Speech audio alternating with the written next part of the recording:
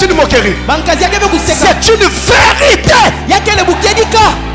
C'est dans une église. Même si c'est une église du message. Mais si on n'enseigne pas, que les tonnerres sont révélés, vous êtes en route vers l'enfer.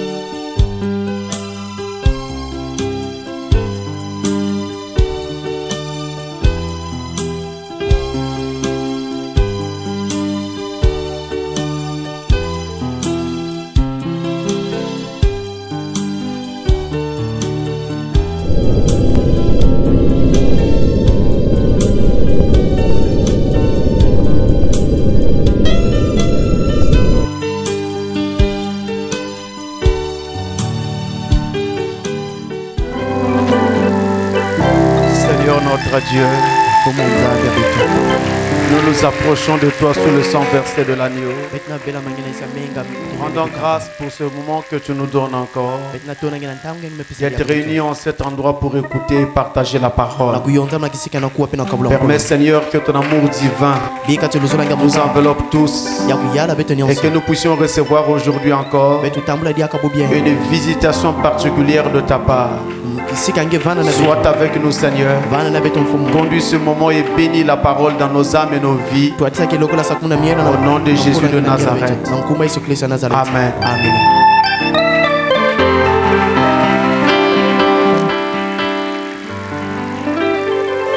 Je vous salue tous au nom du Seigneur Jésus-Christ.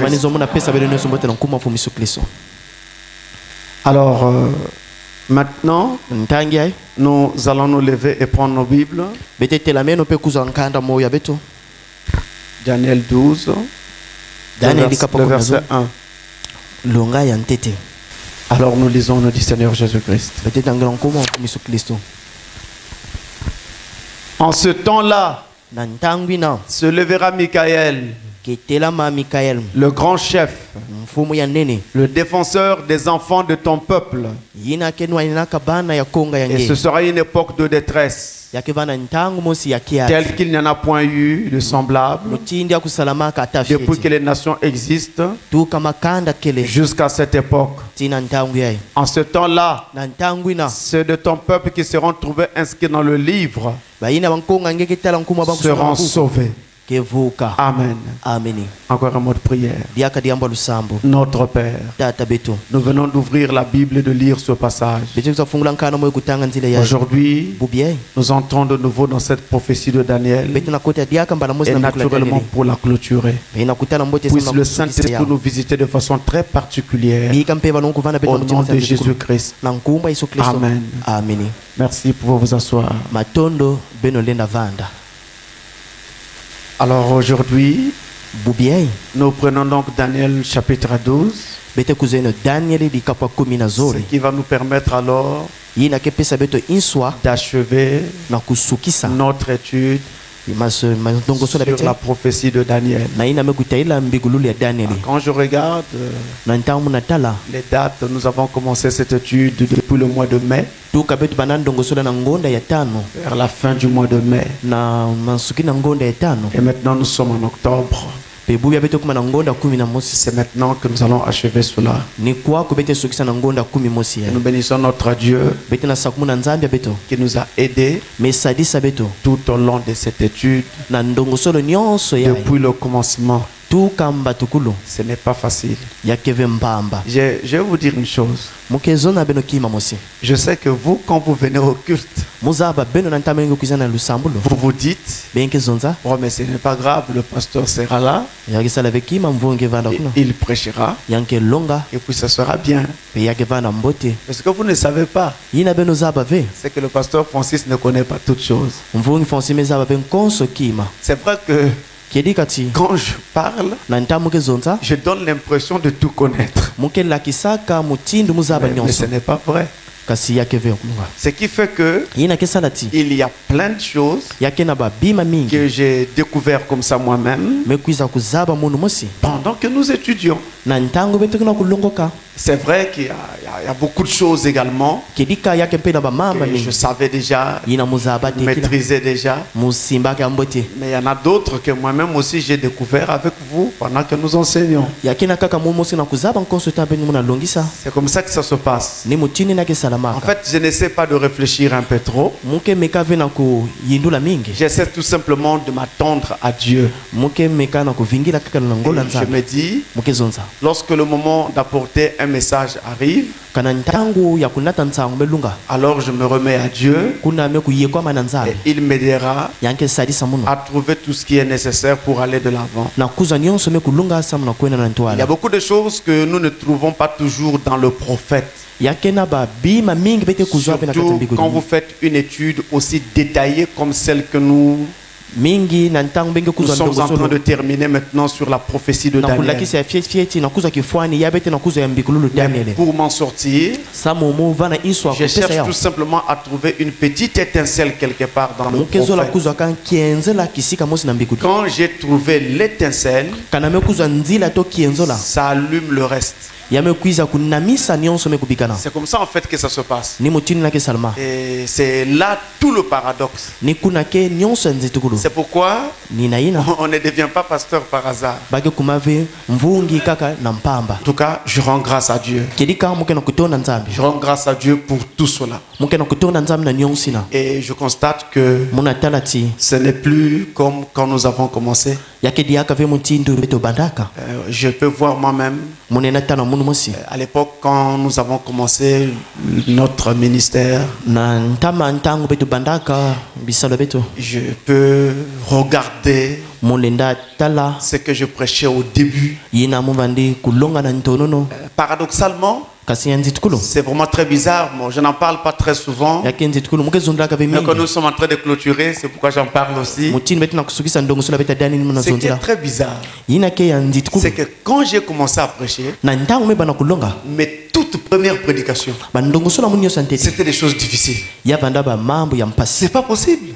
Je me rappelle, la première prédication que j'ai dû prêcher, ça devait être, je crois, l'écriture sur la muraille. Donc là, on parlait de la marque de la bête, des choses, la pierre qui se détache de la montagne, des choses bizarres comme ça. Et c'était assez profond. Mais en ce temps-là, c'est ce que je prêchais déjà. Et il y avait un vieux pasteur qui m'avait suivi. Il a entendu parler. Ensuite, je me suis retrouvé chez lui. Il m'a posé la question. Ça fait combien de temps que vous êtes dans le message? Je lui ai dit 2 ans. Il était étonné. Il dit quoi? En 2 ans? Et puis tu prêches comme ça? J'ai dit 2 ans. Et en ce temps-là, il y avait une rumeur qui se répandait sur mon compte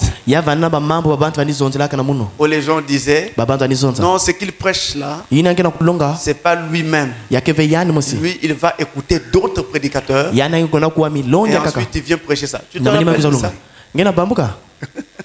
Parce que lui, il se rappelle, il était là au début. Donc c'est ce que les gens ont raconté. Mais c'était complètement faux. C'était complètement faux. Alors vraiment, je rends grâce à Dieu. Je rends grâce à Dieu tout le soutien qu'il nous a vraiment donné. Un jour, comme j'avais promis, si le Seigneur le veut, nous parlerons de l'histoire de notre ministère. Et je pourrais alors vous dire comment ça a commencé jusqu'à aujourd'hui et par où nous sommes passés.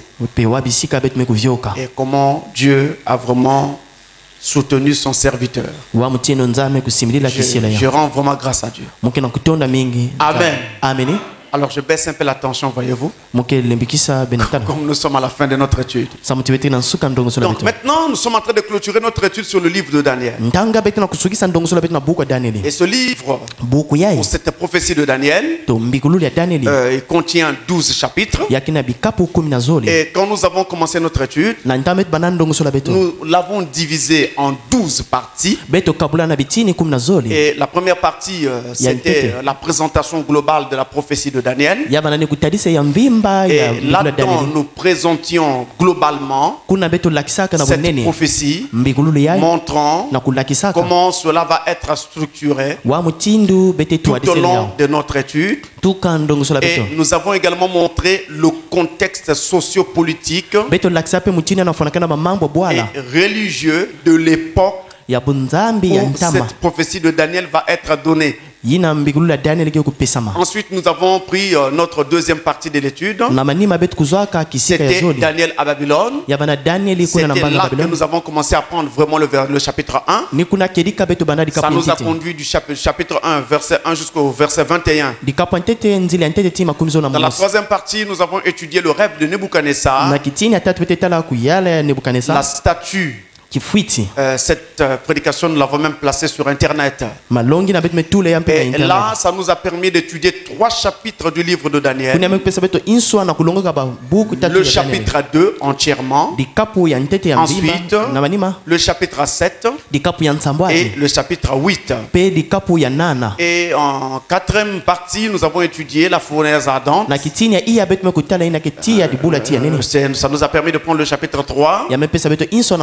Nous montrions les Hébreux dans la fournaise ardente et le conseil qu'il y eut dans le ciel, la conférence qu'il y eut dans le ciel, pour délivrer les enfants de Dieu qui se trouvaient dans une grande et grave épreuve. Dans la 5e partie, nous avons parlé d'un autre rêve de Nebuchadnezzar. Cette fois-ci, c'était le rêve de l'arbre.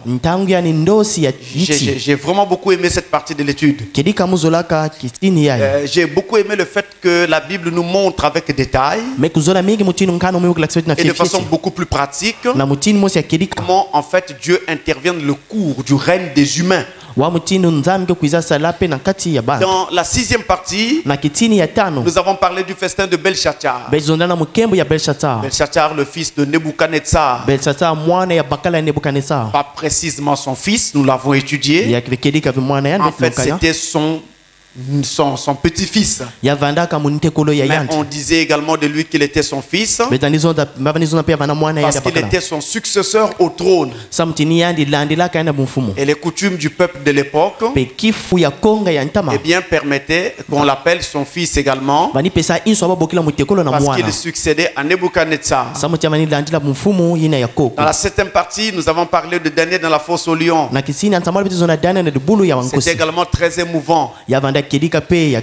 Et surtout lorsque nous avons parlé de la lettre du roi, ça j'ai beaucoup aimé. Amen. Qui était envoyée dans toutes les nations, partout dans toutes les provinces, chacune selon sa langue. Oh, que Dieu soit béni pour cela. Et dans la 8e partie, nous avons parlé de la pause prière. Le moment où Daniel prie pour connaître quelle sera donc l'issue de son peuple. Et ça nous a permis de révisiter de grandes notions de la prière. Ensuite, nous avons abordé notre 9e partie qui parlait des 70 semaines de Daniel.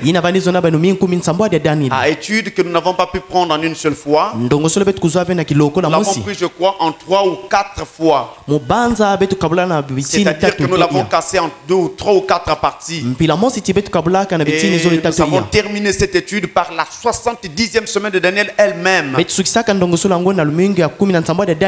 Parce qu'à mon avis, c'est la plus importante. Et c'est celle-là également qui nous concerne nous. Amen. Et dans la 10e partie, eh bien donc nous avons parlé, attention, la 9e partie a touché le chapitre 9 du livre de Daniel. Dans la 10e partie, nous avons parlé de la vision des rois. Excusez-moi, la vision de la gloire de Dieu.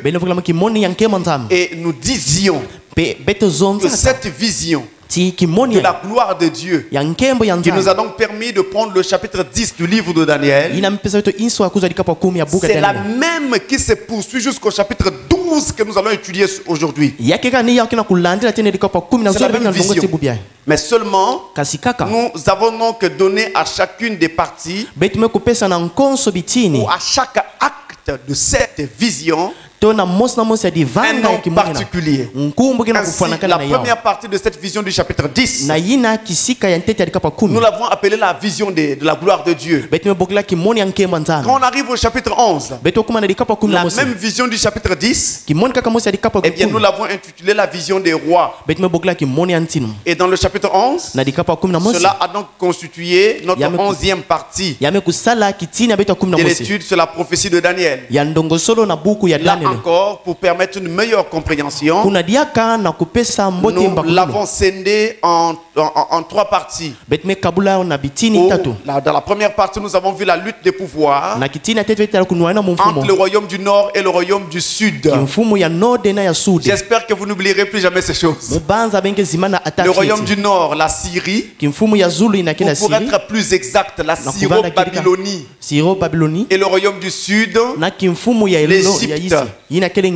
Et dans la deuxième partie du jour de Daniel 11, nous avons parlé de la persécution des Juifs sous Antiochus IV Épiphane. Et enfin, dernièrement, nous avons parlé de ce qui devait donc arriver à la fin des temps. Nous avons parlé donc de la venue de l'Antichrist, le roi entêté des temps de la fin. C'est la dernière partie de l'étude sur Daniel 11. Alors, lorsque nous parlions des guerres entre le nord et le sud, nous avons vu comment se sont succédés les rois dans le royaume du sud, l'Égypte, et dans le royaume du nord.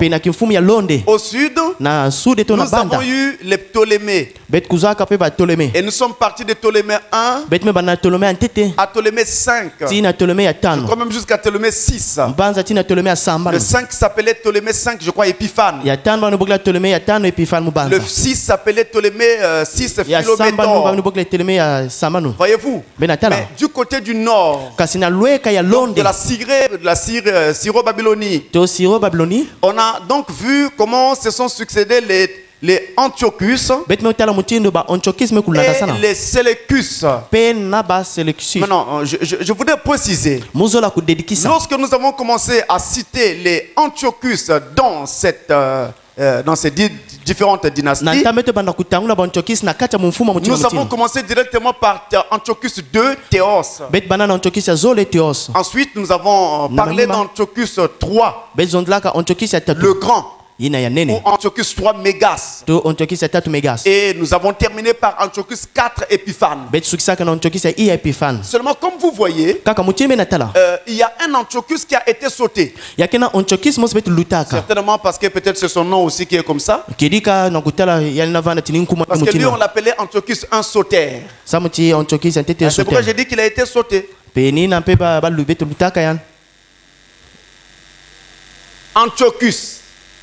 Antiochus 1 Sauter. J'avais aussi dit qu'on disait encore Antiochos. Que cela ne vous embrouille pas. Selon les différents manuscrits que vous trouverez. Alors, donc, il vient avant Antiochus II. Et donc, avant tous les autres. Pour les Antiochus.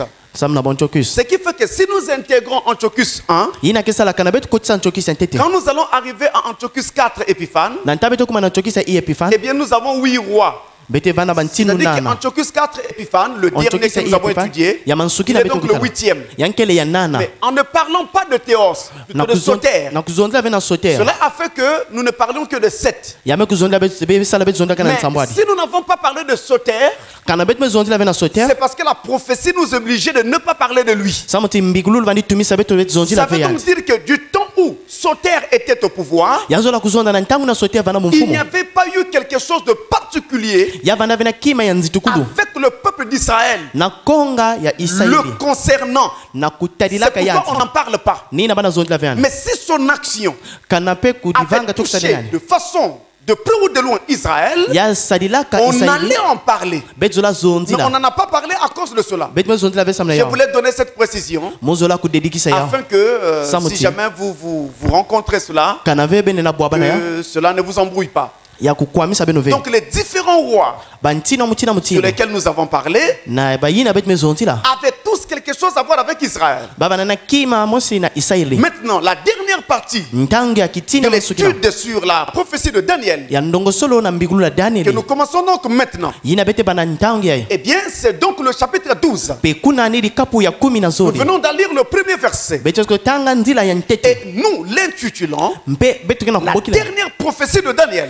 Et d'ailleurs, lors de notre étude qui présentait toute la prophétie de Daniel, nous avons nommé les différentes parties de notre étude. Et à cette dernière partie, nous lui donnions à l'époque le même nom que je donne ici. La dernière prophétie de Daniel. Alors cette prophétie commence tout naturellement au verset 1 que je voudrais relire pour nous permettre d'entrer maintenant dans la parole. Parole de ce jour. Daniel 12 verset 1, je relis ce passage. Écoutez très bien. En ce temps-là, se lèvera Michaël, le grand chef, le défenseur des enfants de ton peuple. Et ce sera une époque de détresse, telle qu'il n'y en a point eu de semblable depuis que les nations existent jusqu'à cette époque. En ce temps-là, ceux de ton peuple qui seront trouvés inscrits dans le livre seront sauvés. Nous commençons notre étude là. Et je voudrais que vous remarquiez déjà, alors que nous ouvrons maintenant, que dans ce verset, il y a une expression qui revient. Il y a comme une sorte de redite dans ce verset. Ce chapitre 12 du livre de Daniel débute par la mention répétée des mots. En ce temps-là, et ce n'est pas à négliger.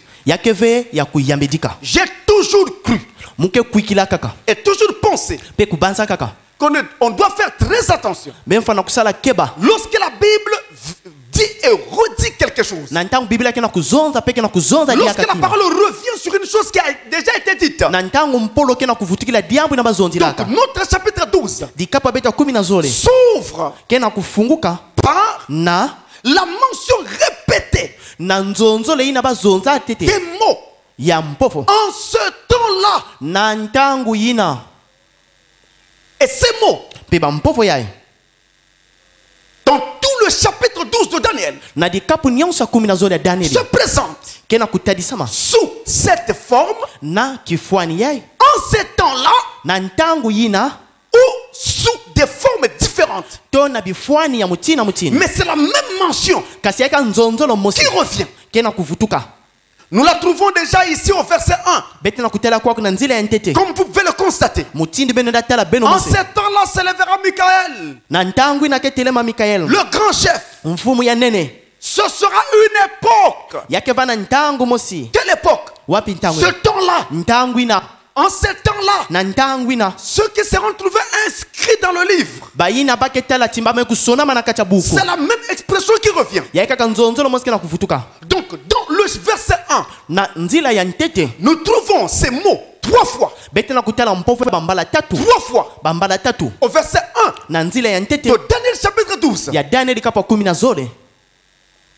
Au verset 4. 4. De Daniel 12 toujours. Nous trouvons cette expression sous une autre forme. Une fois. Au verset 7. Nous la retrouvons encore. Sous une autre forme. Une fois. Au verset 9. Nous retrouvons la même expression. Sous une autre présentation. Une fois. Et enfin. Nous la retrouvons au verset 11. De nouveau. Une fois.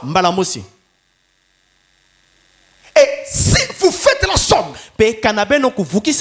3 fois. Dans le verset 1. Une fois. Dans le verset 4. Une fois. Dans le verset 7. Une fois. Dans le verset 9. Et une fois. Dans le verset 11. Si vous faites la somme, vous arrivez à combien? Nous retrouvons cette expression 7 fois dans ce dernier chapitre de Daniel. 7 fois. Dieu ne fait jamais rien pour rien. Même quand il dit et redit, il y a quelque chose qu'il est en train de cacher quelque part. Il y a quelque chose qu'il est en train de vouloir nous faire comprendre. Au total, nous retrouvons cette expression 7 fois. Et dans la Bible, 7 est le chiffre de la perfection. Nous arrivons donc à la perfection. Nous arrivons à la clôture. C'est la perfection du livre de Daniel. Mais attention, 7 est aussi le chiffre de l'achèvement. Nous arrivons à la clôture. Nous arrivons à la fin de la prophétie de Daniel. Mais selon la prophétie de Daniel, nous arrivons aussi à la fin des temps. Pour preuve, lisons le verset 9. Et vous allez voir que l'expression en ce temps-là, du verset 1, dans le verset 9, on nous dit clairement de quel temps il s'agit. Au verset 9, il est dit, il répondit, va Daniel, car ces paroles seront tenues secrètes et scellées jusqu'au temps de la fin. Vous entendez ça? Donc les mots en ce temps-là renvoient au temps de la fin. Sommes au temps de la fin. C'est la clôture. Et Dieu aime travailler avec le chiffre 7. Il a créé le monde en 6 jours. Et le 7e jour, il s'est reposé. C'était la perfection. C'était l'achèvement de la création. Il a voulu prendre Jéricho pour son peuple d'Israël. Il a fallu pour cela qu'Israël fasse le tour de Jéricho 7 fois. S'il ne l'avait pas fait 7 fois, il n'aurait pas pu prendre Jéricho. Et quand Dieu a voulu former son épouse, il a pris 7 âges de l'église pour créer, former son épouse. 7 âges de l'église, le chiffre de la perfection, mais en même temps le chiffre de l'achèvement. Il fallait 7 âges de l'église pour que l'épouse soit au complet. Amen. Et pendant ces 7 âges de l'église, le même Dieu travaille sous la forme d'un arc-en-ciel. Un arc-en-ciel a 7 couleurs. 7 couleurs. 7 manifestations. 7 ministères. En d'autres termes, 7 anges. S'il n'y avait pas ces 7 anges, on n'aurait pas la perfection. On n'aurait pas l'achèvement. Dieu travaille en 7. Et là, dans ce livre de Daniel, dans ce dernier chapitre, dans cette dernière prophétie, on revient sur ces mots, en ces temps-là, sous diverses formes, 7 fois pour indiquer que nous sommes arrivés à la fin. À la fin des temps.